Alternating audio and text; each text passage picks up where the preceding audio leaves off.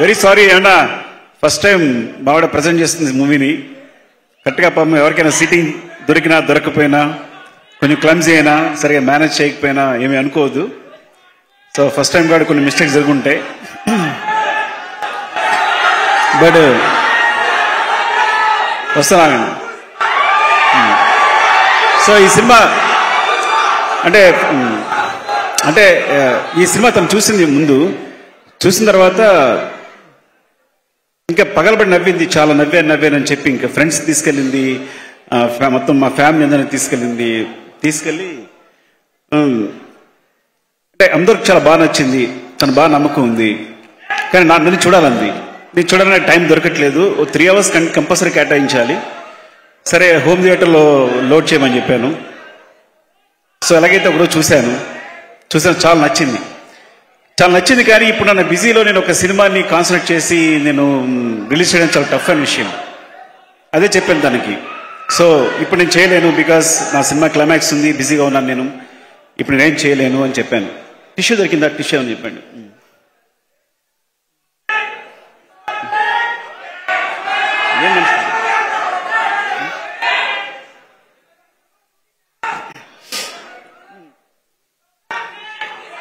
So I'm sorry, ఒక్క నిమిషం ఆగండి. మేము క్లైమాక్స్ షూట్లో ఉన్నాం, మీరు డిస్టర్బ్ చేస్తే చాలా ప్రాబ్లం అయిపోయింది. సో తను చెప్పింది ఇట్లా అని నేను చూడడం కుదరలేదు. సో ఒకరోజు అనుకోకుండా షూట్ క్యాన్సిల్ అయింది. నా హెల్త్ బాగుపడడం వల్ల చూశాను. నాకు చాలా చాలా బాగా నచ్చింది. నేను నవ్వుతూనే ఉన్నాను, సినిమా అంతా నవ్వుతూనే ఉన్నాను. సో ఇది ప్రాబ్లం చెప్పాను కదా, నాకు షూట్ ఉంది, నేను చేయలేనని చెప్తే అంత మంచి సినిమా నేను వదిలేను, నేను చేస్తానని చెప్పింది. సరే చేసుకో అని చెప్పాను. అంటే తన గట్స్ ఏంటంటే ఇంకా అక్కడి నుంచి దూసుకెళ్ళిపోతూనే ఉంది. ఒకరోజు అంటే సడన్ గా నాకు ఎక్కడో తెలిసింది, ఉపాసన గారికి మెసేజ్ చేసేస్తే చరణ్తో ట్వీట్ చేయండి. నాకు తర్వాత తెలిసింది. తర్వాత నేను చరణ్ మెసేజ్ పెట్టాను, సారీ ఏమనుకోవద్దు, నాకు తెలియదు యాక్చువల్గా ఇలా తను ఏదో అమాయకత్వం చేసింది. No it's not a problem, తను వెళ్తుంది కదా ఇట్స్ అని చరణ్ చెప్పాడు. Thank you Charan. అట్లాగే తర్వాత సో ఇలా శశి గారితో చూపించి, మన మైత్రి శశి గారు చూస్తే థ్యాంక్ యూ శశి గారు. ఫస్ట్ ఆఫ్ ఆల్ మీరు చూసి సినిమా చూసి చాలా బాగుందని నమ్మకం ఇచ్చారు. అలాగే రవి గారు నవీన్ గారు చూశారు, అందరికీ నచ్చింది, అందుకే వాళ్ళు డిస్ట్రిబ్యూషన్ తీసుకున్నారు. సో ఇట్లా జరుగుతుంది. ఇప్పుడు ఒక ఇంపాసిబుల్ విషయం ఏంటంటే వచ్చి ఎంత ధైర్యంగా వచ్చేసి తన దగ్గరికి వచ్చేసి బన్నీ గారి దగ్గరికి వచ్చేసి, నాకు తెలీదు, నేను అడిగేశాను ఆయన చేస్తానని చెప్పింది. ఏం అడిగా ఉన్నా ప్రీలీజ్ ఈవెంట్ అని, బుద్ధి ఉందా నీకు? క్లైమాక్స్ జరుగుతుంది ఇక్కడ, చాలా వర్క్ ఉంది మాకు ఇక్కడ, నేను అడిగాను అని. సో తను నేను సారీ డార్లింగ్ ఏమనుకోవద్దు, తను అడిగేసి నేను అడుగుతాను అనుకోలేను, అడిగింది అనుకున్నాను, నిజంగా నాకు తెలియదు. సో చెప్పాను నో డార్లింగ్, ఫస్ట్ టైం తను ప్రజెంట్ చేస్తుంది, అలా ఇండివిజువల్ ఇండిపెండెంట్గా వెళ్ళాలి, యూ హ్యావ్ టు సపోర్ట్, నేను వస్తాను చేద్దాం, అదేం ప్రాబ్లం లేదు, మనం నువ్వే షూట్ చేసుకో, కాకపోతే నువ్వే నన్ను 4 o'clock పంపించాలి. Thank you so much darling. అసలు అంటే నేనైతే ఈ విషయానికి, ఈ చిన్న సినిమాకి నేను అడగడానికి కూడా సాహసించాను. ఈ చిన్న సినిమా నువ్వు రావడం వల్ల చాలా పెద్ద సినిమా అయిపోయింది. ఇలాంటి ఒక చిన్న సినిమాకి అంటే చూసి ఏమంటారు, నేను లక్ష్మణ్ చూసి భయపెడుతున్నా. లక్ష్మణ్ మోహన్ వాళ్ళ బ్రదర్స్ ఇద్దరు వచ్చారు. వస్తే వాళ్ళ సినిమా వాళ్ళు వచ్చిన తర్వాత నేను అడుగుతూనే ఉన్నాను, వాళ్ళు బాగానే ఉన్నారా? సాధారణంగా ఇలాంటి సినిమాకి మొత్తం మనీ తీసుకొచ్చి పెట్టేస్తుంటారు, ఫ్యామిలీ మొత్తం ఇన్వాల్వ్ అయిపోయి ఉంటుంది. సో ఇలాంటి ఎమోషన్స్ ఉంటాయి. నేను అడుగుతున్నాను వాళ్ళు కరెక్టేనా, బాగున్నారా, ఇదని చెప్తుంటూ.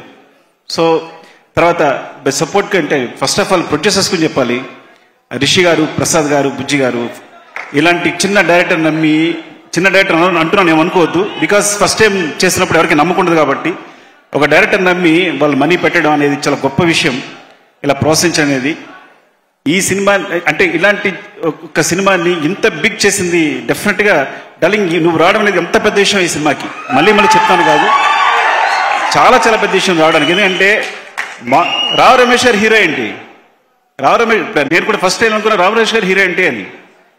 సో నిజంగా మిడిల్ ఏజ్ క్యారెక్టర్స్ కథలో చాలా దగ్గర మిగిలిపోయి ఉంటాయి మా దగ్గర. అలాంటి వాళ్ళు కనుక కథానాయకుడి హీరో పాత్రలు చేస్తే కనుక చాలా కథలు బయటకు వస్తాయి. చాలా మంచి మంచి కథలు బయటకు వస్తాయి.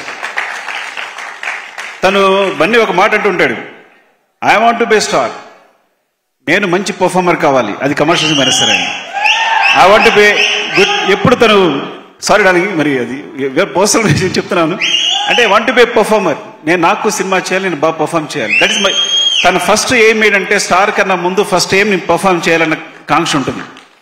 అలాంటి పర్ఫార్మ్ చేయడమే గొప్ప. ఒక పెద్ద హీరో తనున్న పొజిషన్లో పర్ఫార్మ్ చేయడమే గొప్ప విషయం అనుకుంటే గనక, అట్లా గొప్పగా పర్ఫార్మ్ చేసే రావు రమేష్ గారు కూడా is a biggest star. So perform చేసే ప్రతి ఒక్కరిని హీరోగా చూస్తాను నేను. సో మీకు అలాంటి స్టేజ్ దొరికింది రమేష్ గారు, అద్భుతంగా చేశారు. ఇలాంటి అవకాశం, ఒక మంచి ఆర్టిస్ట్కి ఇలాంటి అవకాశం వస్తే ఏం చేయొచ్చు అన్నీ చేసేసారు మీరు, నిజంగా అద్భుతం మీరు చేసిందంతా. సో అలాంటి స్పేస్ దొరికింది మీకు, అలాంటి స్పేస్ లక్ష్మణ్ ఇచ్చాడు. Lakshman, your awesome, seriously.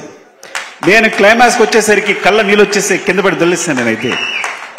And ఆయన చెప్పారు, రావు రమేష్ గారు చెప్పారు, ప్రతిదీ ఫస్ట్ టేకే అని. దాన్ని సిగ్గుపడుతున్నాయి అనుకోవద్దు, టేక్ 1 అని, అన్ని టేక్ 1 టేక్ 2 సార్ అని.